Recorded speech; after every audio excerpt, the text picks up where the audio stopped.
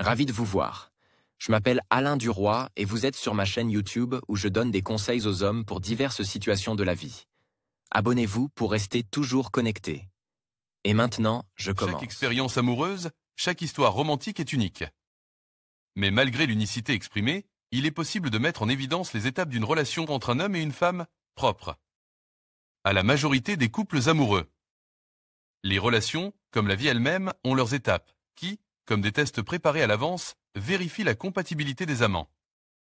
Vous avez certainement connu un homme et une femme qui semblaient faits l'un pour l'autre, mais au bout d'un certain temps, leur relation n'a plus ressemble à la flamme brillante de l'amour et s'est éteinte sous l'effet des regrets et de la déception. Il est très probable qu'à un moment donné du développement de leur relation, leur sentiment n'ait pas été mis à l'épreuve par des événements extérieurs et des croyances intérieures, ce qui a provoqué la séparation de l'union amoureuse au lieu de la renforcer. Il faut du temps pour qu'une interaction romantique entre un homme et une femme se transforme en une relation solide, et peu de gens trouvent la bonne personne sans avoir d'abord vécu une expérience alternative. En laissant votre relation se développer à un rythme délibérément tranquille, vous pouvez apprendre à connaître votre moitié suffisamment pour relever ensemble les défis de la vie. La phase initiale de l'expérience romantique peut sembler la plus excitante et la plus passionnante, mais au fur et à mesure que la relation progresse, la toile de fond émotionnelle n'est plus aussi vivante qu'au début, tandis que la communication dans son ensemble ne cesse pas d'être aussi précieuse et agréable. Comprendre les caractéristiques présentes aux différents stades d'une relation homme-femme vous aidera à ne pas vous sentir anxieux lorsque vous constaterez des changements. Laissez les événements se dérouler naturellement, observez et ne vous inquiétez pas. Les 10 étapes d'une relation entre un homme et une femme. 1. L'engouement, tomber amoureux, lorsque vous vous trouvez à proximité d'une fille qui est le destinataire de vos sentiments et que vous ne faites que penser à elle, votre cœur bat la chamade, vous avez des papillons dans l'estomac, un sourire involontaire se dessine sur votre visage et votre âme est en joie. Le mot le plus approprié pour décrire ce qui se passe maintenant entre les amants est passion. La seule chose qui vous intéressait à ce stade est l'objet de vos sentiments. Mais même si tout le reste semble secondaire, vous regardez le monde comme s'il prenait de nouvelles couleurs. À ce stade de la relation, vous ignorez les défauts de l'autre et ne vous concentrez que sur ses qualités. Mais même si certains moments négatifs vous viennent à l'esprit, vous les trouvez excessivement mignons, soulignant ainsi le caractère unique de l'élu, de votre cœur. Pendant la période du bonbon bouquet, vous ne pouvez pas vous détacher l'un de l'autre. Tout ce qui concerne cette personne vous conduit à un état de plaisir indescriptible. Pour ne pas vous retrouver dans la mouise, vous êtes très actif et vous vous efforcez d'être le plus beau en compagnie de votre compagnon. C'est une étape très joyeuse et émotionnelle, mais elle ne peut durer éternellement sans se transformer en quelque chose d'autre. 2. L'exploration à ce stade, vous commencez à mieux vous connaître. Vous avez de longues et profondes conversations intellectuelles qui durent jusque tard dans la nuit. Tout ce qui concerne la personne que vous avez choisie vous intéresse et vous fascine. Vous partagez et recevez des informations sur vos proches, vos ex, vos goûts et vos dégoûts, vos points de vue et vos intérêts, et la vie semble si belle et si romantique. Bien que vous soyez toujours fortement attirés l'un par l'autre, vous pouvez parler sans vous laisser distraire par les aspects intimes de la relation. Au stade actuel, vous pouvez commencer à remarquer les défauts de l'autre qui étaient présents auparavant, mais l'euphorie de la phase précédente de la relation, qui a joué le rôle de lunette rose, ne vous a pas permis de vous concentrer correctement. Après les premiers mois d'amour, pendant lesquels vous avez fait de votre mieux pour éviter toute situation conflictuelle, vous commencez progressivement à remarquer que votre moitié n'est pas parfaite. C'est l'une des étapes qui déterminera le sort futur de la relation. On s'attend à ce qu'elle se développe ou à ce qu'elle se détruise. Néanmoins, à ce stade, vous ressentez un certain soulagement, car vous n'êtes plus contraint de vous conformer à l'image idéalisée de la perfection. 3. Confrontation avec la réalité. La passion débridée commence à s'estomper, et cette étape de la relation est un tremplin important vers les prémices de quelque chose de plus sérieux. À ce stade, le couple peut connaître sa première dispute. Bien que la manifestation du conflit soit évidente, il est rapidement résolu. Vous commencez à développer des moyens de gérer vos désaccords, en établissant une communication qui vous convient à tous les deux. Vous devenez encore plus conscient que vous êtes humain et que vous n'êtes pas parfait. Néanmoins, pour beaucoup, cette étape est l'une des plus difficiles car la communication peut aboutir à une impasse amoureuse. Certains couples qui se trouvent dans l'incapacité de surmonter les obstacles qui se sont dressés se séparent. 4. Conclusion provisoire. À ce stade, vous vous faites une opinion objective l'un de l'autre. Après avoir passé beaucoup de temps ensemble, vous avez une bonne idée de ce que vous attendez l'un de l'autre et vous êtes en mesure d'évaluer votre ami, et elle vous, sur l'aptitude du rôle du partenaire à développer une relation harmonieuse. Certaines personnes sont déçues lorsqu'elles se rendent compte que l'image idéalisée et la personne réelle ne sont pas identiques. Et que le degré de décalage n'est pas celui qu'elles espéraient au début de la communication. 5. Compromis avec ses propres attentes à l'égard du partenaire idéal, chacun peut commencer à pousser l'autre vers une transformation intérieure. Cette étape ne plaît à personne car elle implique, dans la mesure du possible, une influence subtile sur l'autre en essayant de changer son comportement et ses habitudes pour les adapter à vos besoins, ce qui est très souvent un exercice utile, même s'il est base sur une initiative visant à améliorer l'union amoureuse. La pierre angulaire est le problème du compromis, ainsi que la définition du statut du principal dans la relation. Si les deux partenaires cherchent à dominer, la lutte de pouvoir qui s'ensuit peut mettre la relation en péril. Il est important que vous déterminiez quels sont vos principes, si vous êtes prêt à faire des compromis et si vous en avez envie. Peut-être que la personne à côté de vous n'est pas votre personne. Mais aussi ennuyeuse que soit l'étape actuelle, elle vous permet de comprendre les attentes des amoureux selon le niveau de compatibilité du couple. Elle peut très bien se passer sans être caractérisée par une situation conflictuelle. 6. L'intimité. Si la relation continue à progresser, cela signifie que vous êtes bien adaptés l'un à l'autre. Tout semble aller bien pour vous et vous êtes heureux en compagnie de votre compagnon. À ce stade, vous avez tous les deux le sentiment d'être le couple parfait. Vous pouvez même décider de demander votre compagne en mariage. Cette période heureuse est caractérisée par une affection profonde, où vous ressentez tous deux un lien fort et un amour sincère. 7. Les doutes. Après un an ou quelques années de vie commune, des doutes peuvent apparaître, dont l'intensité dépend du degré de bonheur du couple. Vous savez clairement ce que vous pouvez attendre de votre petite amie et ce qu'elle ne peut pas vous donner. Et vice-versa. Vous pouvez commencer à vous souvenir de vos relations passées, de vos ex, ou à penser à d'autres filles. Vous commencez à comparer vos relations à celles de personnes que vous connaissez. Il se peut que vous associiez par erreur votre niveau actuel de satisfaction à votre relation, c'est-à-dire que vous blâmiez par erreur votre amant pour votre état émotionnel négatif, alors que la cause en est tout autre.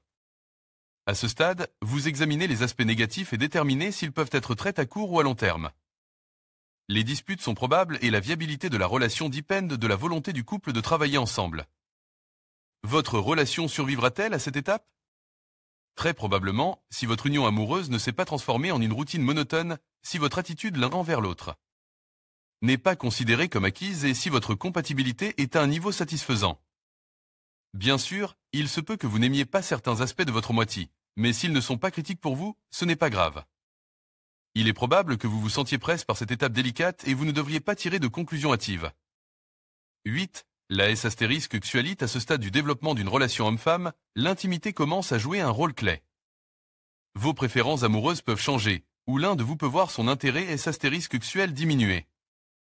Dans ce cas, l'un des partenaires devra accepter une situation caractérisée par une baisse de la passion, où le couple trouvera des moyens de rendre l'expérience amoureuse plus excitante.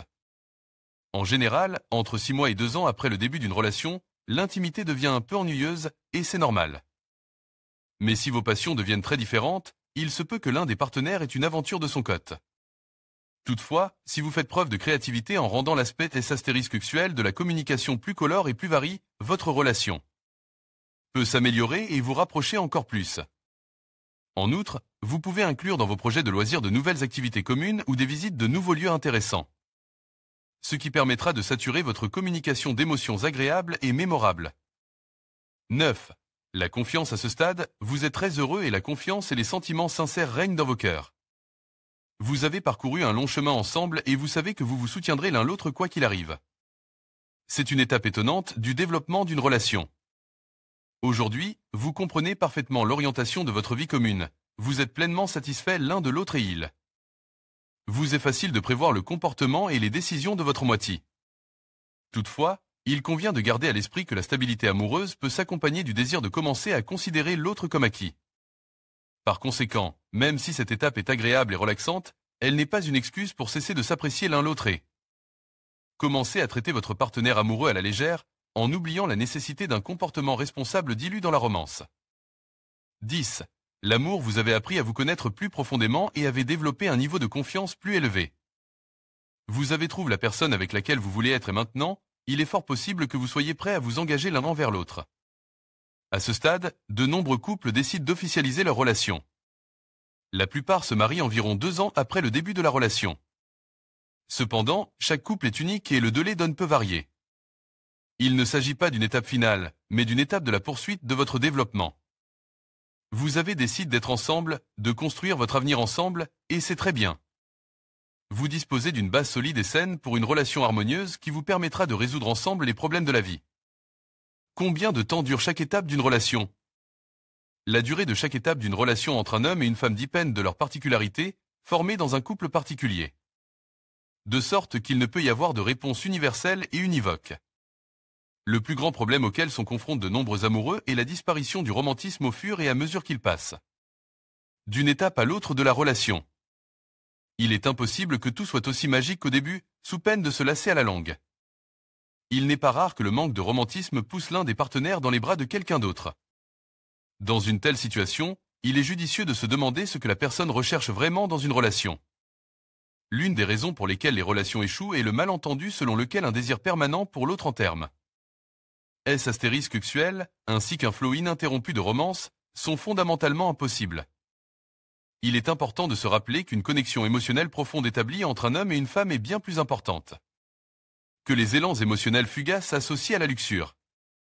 Bien sûr, nous ne devons pas oublier l'importance des manifestations romantiques systématiques, mais le besoin de les hyperboliser n'est pas l'approche la plus efficace ou la plus appropriée. Ce qui fait le succès d'une relation. 1.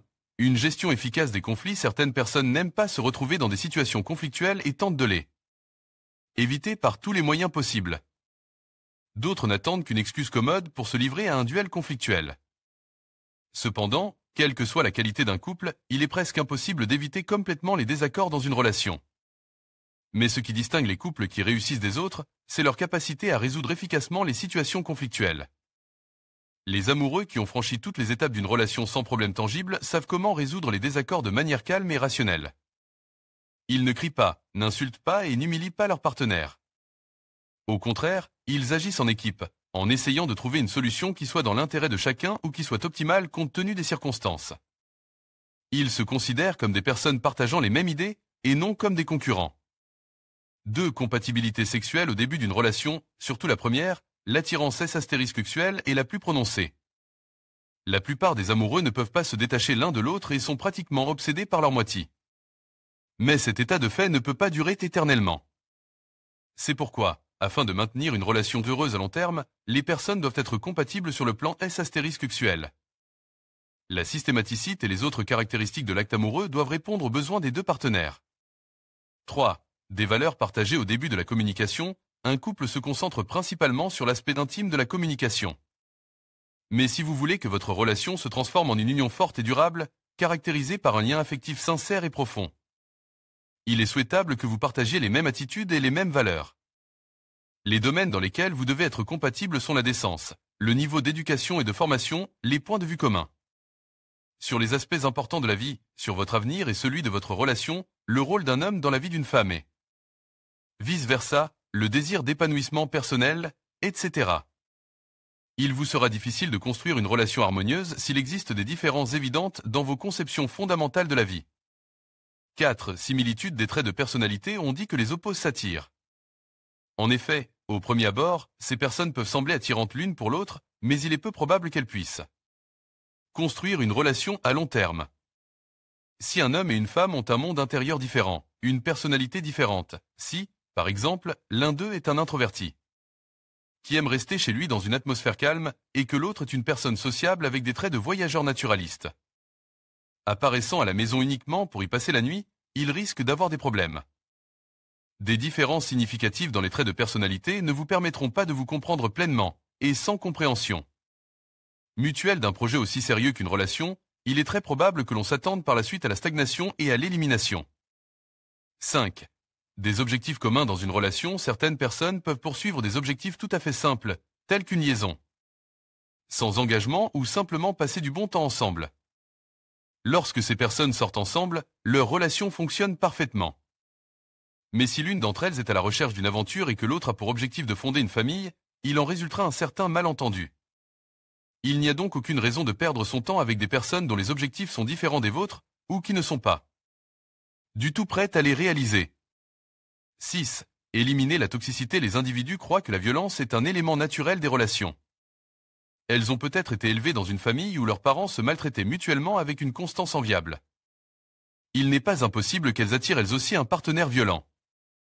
Mais la violence n'a pas sa place dans une relation harmonieuse, ni mentale, ni émotionnelle, ni physique. En outre, vous devriez sérieusement examiner si votre comportement est tente d'être régulé par le retrait et le refus de faire l'amour. Ou si votre partenaire amoureux a un certain nombre de dépendances, telles que les loisirs, l'argent, les passe-temps, les mauvaises habitudes et les dépendances, les parents ou les relations antérieures. Vous devriez pouvoir filtrer votre vie des personnes dont les relations n'améliorent pas la qualité de votre vie mais ne font que créer des problèmes. 7. Ne laissez pas votre passé influencer votre relation actuelle. Toute relation amoureuse peut traverser des périodes de tension, et pendant ces périodes, il est important de ne pas essayer de comparer votre relation à celle de quelqu'un d'autre. Vous et quelqu'un d'autre êtes des personnes différentes, et l'expérience de chaque couple, ainsi que les expériences qui l'accompagnent, sont uniques. De même, les étapes d'une relation peuvent varier d'un couple à l'autre. Vos expériences passées auront certainement une influence sur votre union amoureuse actuelle, mais il est important que cette influence ne soit pas négative. N'oubliez pas que votre nouvelle relation est différente de tout ce que vous avez connu dans le passé et que votre moitié actuelle n'est pas votre ex.